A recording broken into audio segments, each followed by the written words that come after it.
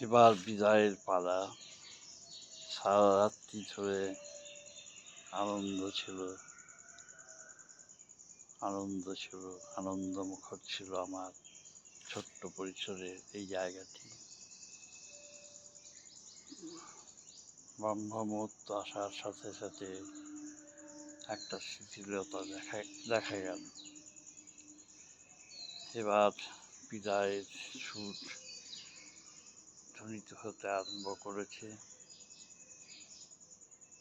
সূর্যদেবের উপস্থিতি দরকার, তার পৌরোহিত্যে সমস্ত জায়গাটা আবার নিশ্চুপ হয়ে যাবে।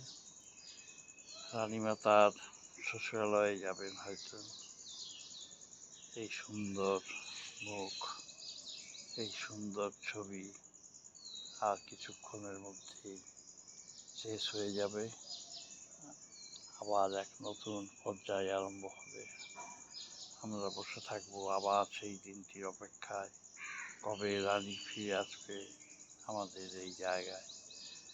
রানীমা, তুমি ভালো থাকো। প্রতি বছরই যেমন তুমি আসো, তুমি কি বছরে বেশ কয়েকবার আসতে পারো না?